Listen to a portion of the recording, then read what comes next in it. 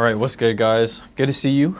Good to be seen. Today, let's update our Q&A. It's been, I want to say it's been like 9 months since the last one, so we definitely got to update this. People have been asking a lot of questions in like the Instagram group, so this is for you guys. Hopefully, it'll help give a little bit of, shed a little bit of light on whatever you guys might be wondering. So let's just go ahead and get right into it. Don't want to waste you guys' time, so let's go ahead. I'm gonna pull up the questions on my phone, read a couple of them off, and play it like that. All right, so let's get to the Instagram group. So it's funny because there's this one guy that was saying, "Hi J Squared, we've been asking questions for Q&As for over 2 years now. Please." Like, I just did one 8 months ago. Dog didn't watch the video. But let me lock this door real quick. I would hate for somebody to just come in while I'm filming. I would hate that. Okay, so we have a bunch of questions all on the little Instagram group here. Let's start very basic here. Video and photo setup, good question, a very common question. For video, you guys are watching me on the FX3. Currently, I actually just picked up this little Sony camcorder. Shout out to Danny Cam. We got the little Immersion RC on here. Been using these for a little bit of vlogs, documenting certain events. Like today's my dad's birthday, so just bringing something that's easy to hold and just like adds that nostalgic feeling. So this is what I'm using on video, as well as the FX3, and just a couple other like smaller devices. So like the GoPros, Insta360s, 360 cameras. I would like to get an Osmo Pocket 3. I have the original one, but the new one is nice. So DJI, if you're watching this, let me know. But in terms of photo, I'm kind of still using the same cameras as I was using in the last update. Sony a7R III, Sony a9, and both of those cameras are like 7 years old now. So I think that just kind of goes to show that you can still get older gear, like older cameras, and still get really good stuff. Not to say that my stuff is really good, but it's still usable, still good. And for the people that are just kind of starting out and they want a new camera, those are a little bit cheaper now than they used to be. So, I know Sony's always having sales, so tap into that. In terms of lenses, I have a bunch of different lenses. Right now, you guys are watching me on the 24-70 G Master. Use that one a lot, just like event coverage, game coverage, pre-game workouts. I have a 12-24. That's kind of just like my vlogging lens, used for like establishing shots. Just like things I want to show the environment in. I could do a full setup breakdown, but those are kind of like the cameras that I'm using. And in terms of lenses, those two, a 24 1.4 G Master, 70-200. Pretty typical sports photographer setup, but my favorite lens I would say is probably my 135. Do you think Jordan Poole is gonna have his comeback season this year? Yes, of course. He didn't even go anywhere. He's gonna have a great year. That's all I'll say. I'll just keep it there. Oh, how do you start making money as a freelance photographer? I think, so when I was first starting to make money as a freelance photographer, the main thing I was doing was actually like prom photo shoots, portrait shoots, just kind of event coverage. So like weddings and everything. But honestly, it just comes from, at least for me, it was just sharing my work on Instagram, sharing it on social media, talking to people at events, and just like really working on getting your name out there. But at the same time, just, kind of marketing yourself and just telling people that you're a photographer, letting them know that if they need a photographer, just like let you know. And that's something that you can do. So for me, it was just a lot of portraits, a lot of prom photos, a lot of event coverage. So talk to your friends, see if they need photographers, talk to coworkers, friends of friends, just literally ask anybody. So, oh my gosh, I'm getting a call. 1 second, guys. Yo, I'm good, man. Just at the office, getting some work done. I did just see your text though. Working with the game. All right, sorry about that, guys. A little bit of an intermission. Had to get on a important, like random call, but we're back, okay. But yes, to start making money as a photographer, I would say literally the strongest thing is word of mouth. So start that for yourself, shoot for everybody, do free work, and allow that to lead to other opportunities. And then you can kind of charge based on your skill set, based on your value, what you feel your value is, and just kind of take it from there. So start with the people that you know, and then, you know, kind of expand from that way. So very simple, but, you know, very effective. All right. Is shooting for JP your main gig? Curious how that works. So yes, I would say shooting for JP is my main gig. I've been shooting for him for 5 years now. This will be our 6th year. Yeah, so that's kind of like my main client. You know, not that he's just a client, but in you know, in terms of like business, he's my main client. I'm still a freelance photographer, but basically, you know, not to give too much information away, but I'm on retainer with the JP. So whenever he needs me, he just lets me know whatever projects we need to work on, and that's just like kind of built into the price. It's a little bit different with him. That's obviously the homie, so gets a pretty good rate. But yeah, I won't take it too much further than that, but officially a freelance photographer, but he's like my main guy, so he always gets priority over everybody else. But you know, always open and willing to working with anybody, any brands, any other athletes. Yeah, so I can kind of do whatever I want to, whoever I want to work with, you know, and thankfully it's worked out. So, you know, sometimes it'll be brand deals, sometimes it'll be product shoots, portraits, kind of everything. I still do everything, even though I might not post it. But yeah, JP's my main guy. So let's get on to the next one. So how to find new color grades and compositions for basketball. Obviously very different from person to person, but I think the main way that I've done it is I actually don't look at basketball at all when it comes to finding new inspiration. Like, it's cool. Like, don't get me wrong, I look at basketball. Like, I watch it, I study it, I study the old photos, and, you know, I study the history of it. But when it comes to finding new colors, new inspiration, new composition, what I like to do is I like to look at other different fields. So whether that's food photography, street photography, watching movies, sneaker photographers. I think for me, it's just always figuring out who are the best photographers in each lane and kind of drawing inspiration from them. Like, what colors are they using to tell the story? How are they composing their images? What does their framing look like? For me personally, it's just looking outside of basketball, looking into other worlds essentially, and trying to bring that back to basketball. So yeah, I think that it helps keep your perspective unique. I think it keeps it different from what everybody else is doing as much as you can. But it's also just, it freshens up your own perspective and, you know, allows you more space to create something new that you might not have normally done. So yeah, short answer, I would say look at other fields and see, well, what are they doing? Like, what are the National Geographic photographers doing when they see like a deer in like a tall grass field or something like that. So there's always something to play with in different fields. You just kind of have to be open to it, just look around a little bit. But that's what's worked for me. You know, but of course you can look at just like other basketball photographers. It just depends on like your creative flow. You can look at other photographers, look what they're doing, and, you know, draw inspiration from that. Where do you see yourself settling down with your life? Example, like buying a house.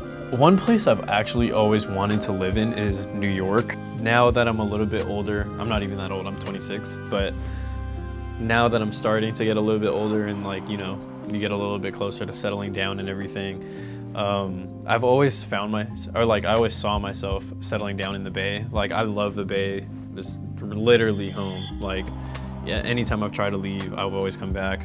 Even when I'm taking trips with like my friends or for work and everything, it always just feels nice to come back to the Bay. There's nothing like flying into SFO, super foggy, and, you know, it's just nice. It just feels like home. And so to answer your question, I think I would love to settle down in the Bay, buy a house out here, raise my future family out here. I think it's just a really good place, like good food, good people, good sights, literally everything you need. There's culture. A little bit less now, but you know how it goes. But yeah, I would love to settle in the Bay. But other places I've wanted to live before, like I always wanted to try New York. I'd be down to try to live in like, you know, somewhere random. Like, I can see myself trying to live in Japan for a little bit. That's definitely not gonna happen, but it's definitely like something I've always thought about. So just different places in the world that would make me a little bit more uncomfortable, but you know, I love the Bay, it feels like home, and thankfully I travel enough where, you know, I get a little bit of a taste of leaving home. And so every time I come back, it's nice. So boring answer, the Bay, but I love the Bay. So that's where I would settle. Dream non-sporting event to shoot. The immediate answer that comes to my head is like Coachella. I would love to shoot Coachella and shoot a couple shows like for some, I would say, really big artists. Like a couple artists that I've always wanted to shoot were Kendrick, Tyler the Creator, Childish Gambino, Jay-Z. I would like to shoot Pharrell, Kanye obviously, J. Cole. There's a lot of different artists that I would like to shoot. So Coachella just comes to mind just because there's so many artists in one place, and you know, the energy of the crowd is awesome. You know, just at least from me being in the crowd before, I would love to just like be fully immersed into it, and that'd be super cool. What else? Non-sporting event. I don't know. Maybe like, I wouldn't say it's a dream, but maybe shooting behind the scenes of a movie, like with really prominent actors, maybe like Denzel. But yeah, I think Coachella is kind of the main one that comes to mind, or immediately at least. How's your day going? Nice, I like that. That's a good question. Day's going pretty good. Just kind of hanging out at the office, messing around with all these lights and everything. Working on filming and uploading a daily vlog. So just trying to see how that feels in terms of like the workflow of filming, editing, but also just like I have to book some flights today. Gotta go to the East Coast for a few days. So gotta go to New York and DC. Got my workout in this morning. So I'm feeling pretty good. Thank you for asking. Hope you're having a good day too. What color is my underwear right now? Brown, for sure. How did you know this was the career you wanted to do? To be honest, I never really thought it would become a career until I really decided. Like when I first picked up a camera, it wasn't even for work purposes. It was really just because I wanted something new to do, something new to learn, just a different way to see the world. I mean, for the people that have been following me for a while, they know that a big part of my journey with photography is because of mental health and mental health struggles, going through a depression and everything, and just, you know, going through all of that. And so photography for me was just my way of seeing the world in a different way, seeing the world in a new light, literally through a new lens. So I didn't really know when I started that it would become a career, but I would say maybe about a year and a half in, maybe a little bit less, maybe like a year in. I was already shooting a bunch of things, like a lot of basketball stuff, weddings, events, a little bit of product stuff actually. And so, you know, when I saw that I could start making money off of something that I really enjoyed, then I kind of decided maybe I want to do this as a career, because like, why wouldn't you want to get paid for having fun? Thankfully it's worked out a little bit. Got really lucky, worked really hard. But I would say maybe like a year in, I kind of figured it out.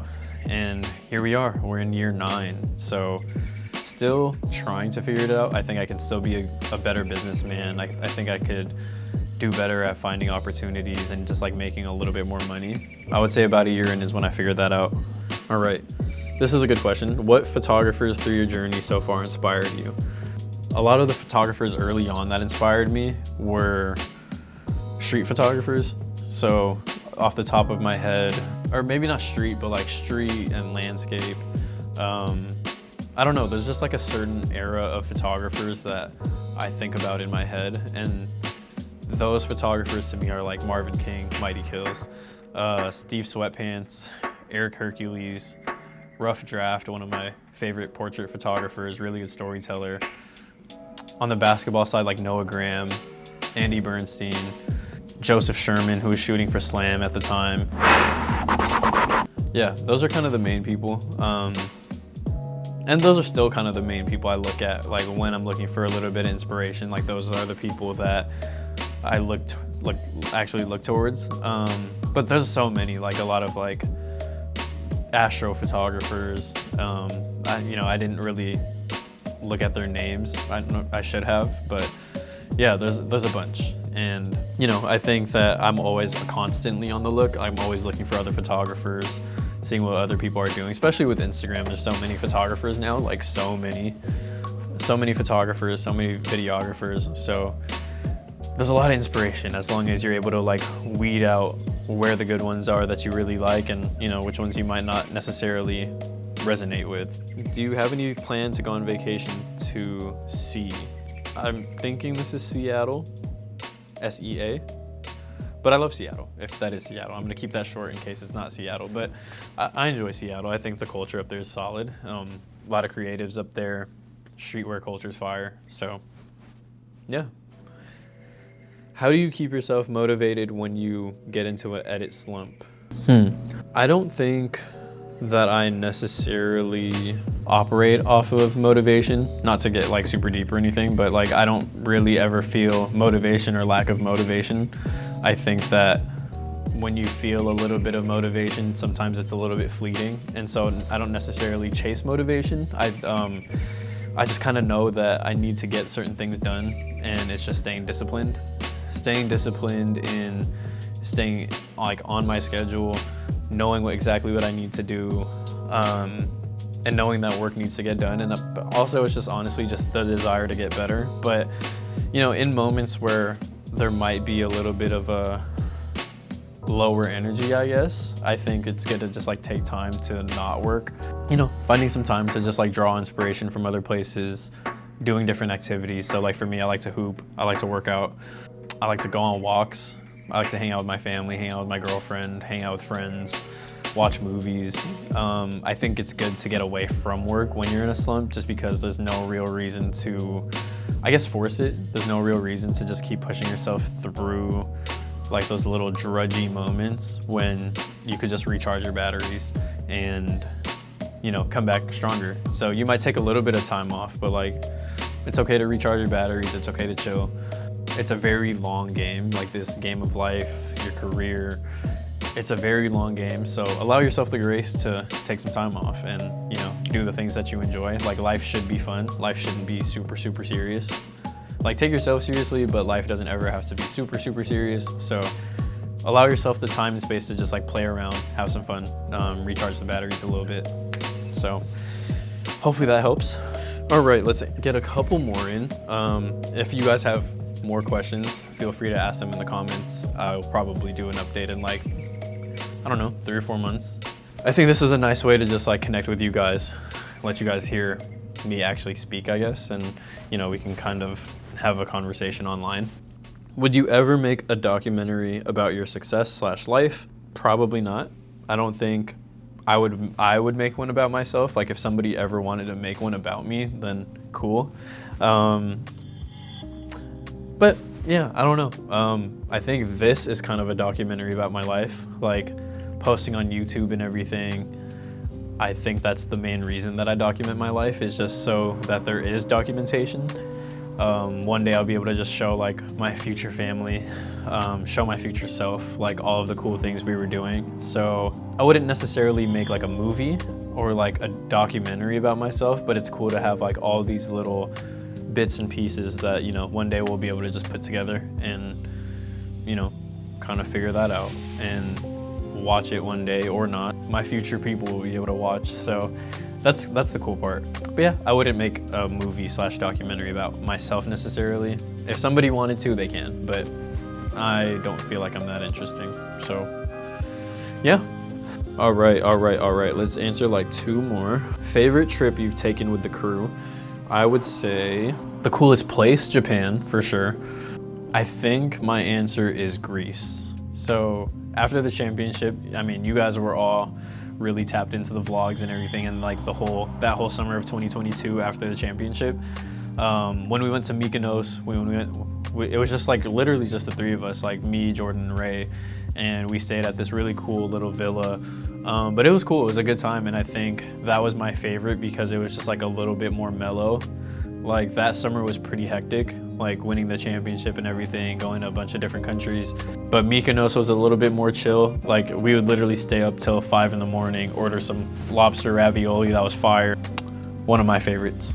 One of my all-time favorites. Yeah, it was just cool to just like unwind, and you know, the sunsets It was just really, really nice. So that's kind of the main one that comes to mind, just in terms of like serenity and being able to rest after working so hard for so long, and just being able to kick it with the homies, have good conversations. Very wholesome. So that's probably the one that comes to my head, but I know many more will come. Honorable mention, I would say, is like Lake Como. And one more, let's give it to Maui. So pretty chill places, you know, just places you can talk, places you can enjoy nature with your people. Yeah, I would say those are probably number one, and then 2 honorable mentions at the moment. All right, let's get like one more question in. I think this is kind of a long video and we're just gonna upload it raw probably. Okay, let's maybe do 2. Will you be at Chase this upcoming NBA All-Star? Yes, I hope so. I have some brand deals that could allow that, you know, or if, you know, JP is an All-Star this year, I'll definitely be there. I think there's a possibility. Yeah, but the plan is to be there. I would like to be at Chase during the season too, so hopefully that comes back. Let's get one more in. Damn, I might as well just keep going. When did you start photography? I started when I was a senior in high school, so it's end of like the back end of 2015. Which is crazy because it's been 9 years. So yeah, started when I was a senior in high school. Wasn't playing basketball anymore. Was just like going to school, going to work, doing all that fun stuff. I was in the band in high school, fun fact. But yeah, I started 2015, senior year. All right, and let's do one last question, I promise. Favorite sport to shoot besides basketball, or another sport you do? The one that I really want to do is I want to shoot a boxing match. So I do want to try that pretty badly. I just haven't found the right opportunity, or like the timing hasn't necessarily aligned just yet. That is definitely on the list. F1 was really fun. Like, it's a very sensual experience. Like, you get to hear everything, you smell the tires, you obviously see the fast cars. It's a very cool experience. It's very different from what I do. It's like obviously so much faster, but they come around so many times. So that was really fun. I did that in Vegas, I want to say last year. Any other sports that I want to shoot? I do want to try more football. So if anybody on the Niners, you know, hits me up at some point, I would like to shoot that. And one more answer, let's say, I do want to shoot more track. I do enjoy shooting track. My boy Jason is a long jumper, so that was fun. But I think track, gosh, the AC's destroying me. I think track is really cool because, like, obviously it's just like people moving really fast. It's like the human version of F1, basically. But no, it's just super cool just because, like, there's so many emotions. They work super hard. They're literally elite athletes. Like, they're in really insane shape. So yeah, I would say track. I enjoy shooting track. But yeah, I'm down to shoot any sport. So if anybody on here has any sports opportunities, any opportunities in general, just let me know. But yeah, I think that brings us to about the end of the Q&A. Let me know if you guys have any other questions. I will definitely update this throughout the season, just because I know, you know, we'll build a little bit of momentum. I'm sure there'll be new questions, maybe some that haven't been answered yet, or like entirely. So drop your questions down below, leave a like, leave a comment. Hit that sub button. It really does mean a lot in terms of the support, and you know, that way I can continue to keep making videos. That way you guys actually see them.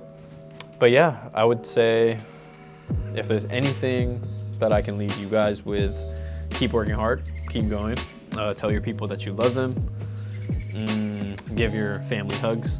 That's all for me. Thank you guys as always, literally, for always watching, for always showing love, all the support that you guys show, and like all the photos that I post, and you know, everything that I drop, you guys show a lot of love. So thank you, I appreciate you. It never goes unnoticed.